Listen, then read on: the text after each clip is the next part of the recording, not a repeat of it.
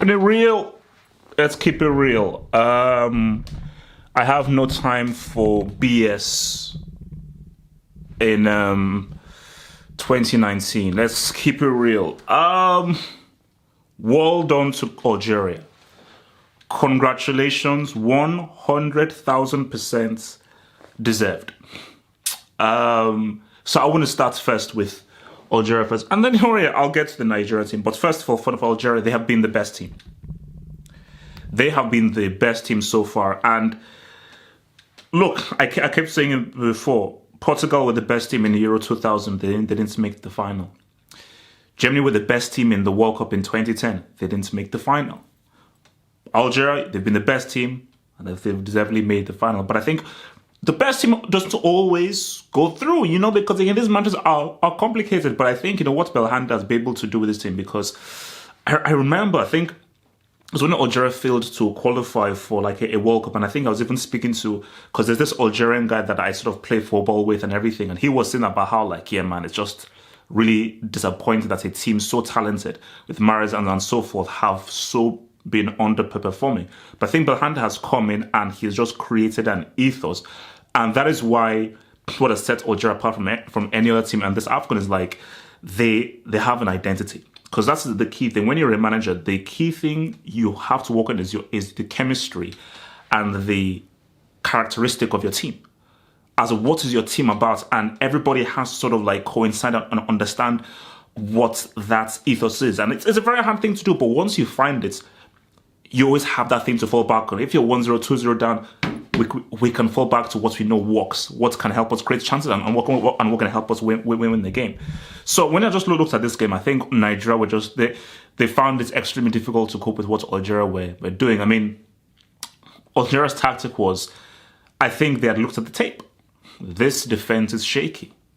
This is a very shaky defense, and if you play against a shaky defense, what you do as a manager is don't play the ball short, play it long. Let's see how well they deal with high balls. A shaky defense that isn't very confident have issues dealing with high balls. So what they did is that they hit the crossfield pass over to the number 8, but they're trying to hit the ball over the top as well. Just say, okay, how well will they cope with this? How well will they cope with this? Also, the number 9 was really giving issues to Omerewo and AFCON and so forth. So that's just what they did. But I think overall, Algeria they were more comfortable. They played better. They looked more dangerous. They had more shots on target and had a better idea of what they were doing. And I think, we'll get to Mahrez. I'll say Mahrez. When your best player and your captain shows up, because Mahrez was really the reason for the 2 goals Algeria had. When your captain and your best player shows up like that, you do not understand what that does for the confidence of the entire team. It just lifts the entire team. When you can look at a guy where he's got that armband and his delivery, you're like, because once that happens, you're like, guys, raise up. That's our captain. That's our best player. And his delivery. So we best to deliver as well. Nigeria can have no complaints whatsoever. They were second best for the entire game. They played crap. They had no rhythm. There was nothing about them. I didn't recognize that team. Chukwueze definitely did not have his best game. Igalo was ineffective. It will be given that Musa, as we see, just lacks a footballing brain. Etebo, and he did it. They tried in midfield, but they got overrun, and I think they lacked the kind of qualities that the Algerian midfield had. And I think Omerewo and AFCON, they suffered. Collins or West. He did his best, but I think they really suffered against the kinds of footballing play that Algeria were doing.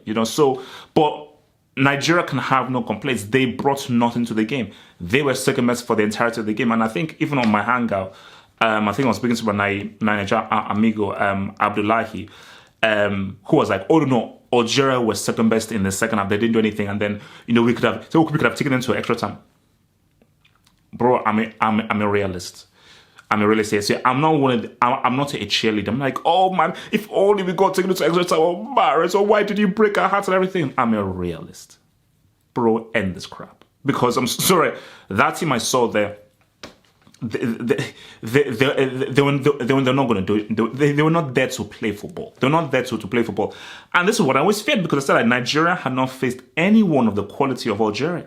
You look at everyone that they faced, nobody was even close to the quality of Algeria. The closest you may say was maybe Cameroon, and for me, the difference between Algeria and Cameroon in this tournament is pretty sizable. So my fear was, my gosh, when an actual attack comes against Nigeria, what the hell are they going to do? And that's what happened. And the key moment in the game is last few minutes, Algeria were looking to win the game. Algeria believed in their quality, and they say, you know what, look, because remember, football, it's ebbs and flows. So Algeria dominated the first half. Then Nigeria could somehow came out in the second half, but the latter part of the second half, I'm sorry, it was it was all Algeria.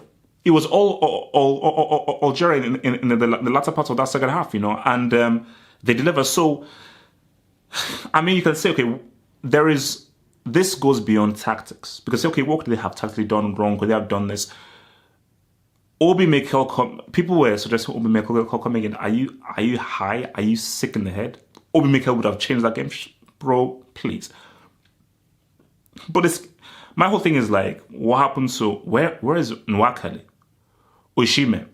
Why wasn't Oyekru played before? Because Oyekru wide right, there's no point. He's a striker, and he was completely ineffective out wide right. So my whole thing is, were the right personnel really picked? Was this the right team? And what I always say is, get rid of all these old dudes. Get rid of all these old dudes. For me, that front line should have been, even if Igalo did his bits, but I think, like, come on, be brave. This is why you have to be brave. If you're brave, second half, you know what, bro, Igalo, come off Oyekru, I'm going to bring you in as a striker right now. So we're going to play quick and fast. Because that was the issue, that Nigeria couldn't find a way through the Algerian attack. So if you're a manager, say, you know what, tactically, we can't figure out, we can't breach their defense. I don't even know how many shots on target that Nigeria even had. So the best thing for us to do is that we've now got to go fast and got to go quick and maybe go a bit smaller and more niftier. And we maybe need much more mobility in attack. So that's where you say, all right, let's have Oyekru, Chokeze, and Musa, who are much more mobile. And my instruction to Oyekru is that movements, and try to get instructions to Iwobi and Musa, say, try and get a through ball. Because you can't give a through ball. Because there was one instance in the first half where there was a through ball given to Igalo and there was space ahead of him, but he can't run. He can't run. So, but I think Algeria's defense just figured out Igalo and completely took him out of the game. So he brought nothing to the game. And the only goal that Nigeria had came through VAR. So the only goal is similar to the goal they had against Argentina, which came through VAR. So, but the moment, you see, when because again, speaking of Mahrez, see, that first goal, that was all Mahrez. That was not Ekon's fault. See, I can't put that blame on Ekon. The ball just hit him. But the reason for that goal was Mahrez created the situation. He created the confusion by, doing, I think, it was Collins. Boom, boom, step over, got that extra yard of space, put a nice, beautiful ball in. Ball was too quick, with too much swerve, too much spin, hit Ekong, ball went in. But that was the result of what Mahrez did. And free kick, great position, not everyone would score it. People say, oh, it was close, it was easy. Bro, because I think, as Mahrez said, Oyekru was lying on the floor, because I think Mahrez said he was going to go under the wall. But he was like, he saw Thingy lying there, so you know what, I'm not going to try and bend it around the wall. And look, it's hard because there's a wall there, and sometimes there's such a thing as that it could be too close. But I tweeted and said, this is it. This is the money moment. Captain, best player, superstar, face of the team. This is when you really earn your coin. And he stepped up, and the boy, they delivered. And I think when that happened, I was like, what are you going to do? Like, the best team won. The best team won. The best team won. And I am not angry. So when people are posting mentions that, oh, Nigeria lost, you lost, I'm like, okay, you know what? I'm supposed to now be angry and see, if this was Stephen Keshi's side, or Clement Westerhoff's side, or Joe Bonfrejo's side, people who actually used to play, oh my gosh, I would be depressed. I would be depressed, and I wouldn't give a post-match analysis. But Geno Ross' side in 2019, where the main striker is Igalo and the team isn't playing, they're not playing Nigerian. That's just the thing that just plays the most. They're not playing Nigerian football. They're not playing Nigerian football. They're not. So I have no complaints. It's not Nigerian football, so it is what it is, man. But as far as Algeria goes, man, we'll build up to the semi when it gets there, but you see, I see winners here. I see winners here. And I think, what's it called? They were amazing in the group stage. But I always thought that, because my whole thing was the best team doesn't always win. The best team doesn't always win. But Algeria are trying to disprove that notion. I'm like, now we've been the best team and we're going to win this AFCON. And I just think that just the way that they've been, I just think the work that Belhanda has done with this team. Because I told you, man, I'm like a football head and everything. So I look carefully at just how a manager constructs this, man. I look at the chemistry that he has within a team, I think. And it's a very hard thing to do. It's a very hard thing to do together. But it's one of the best things you can achieve as a manager is, my gosh, my team is playing the way I want them to play. My team has a character. There is a semblance and a synergy from defense to attack, and that's what Belhanda has created in this team. So I just think for Nigeria, they can have no complaints because you got beaten by the better team. They were the better team. They were the better team in almost every single regard. Nigeria were second best to almost every aspect of the game. So for Nigeria, it's just a case of you just have to re-up, and I think just a total refund, just bring in a whole bunch of new boys and please play Nigerian football. Where is the dribbling? Where is the skill? Where's the swag? But for Algeria, well done, congrats, much deserved, and yeah, man, one more game. I think the last time they won it was in 1990. So Mahrez and his cause, but Mahrez, you've got the chance for them to build a statue of you. You have a chance for them to build you that's it. You guys can be heroes. Because you will be heroes back in Algiers. If you just win one more game, you will be heroes. And Mahrez, they will build you a statue made of platinum gold.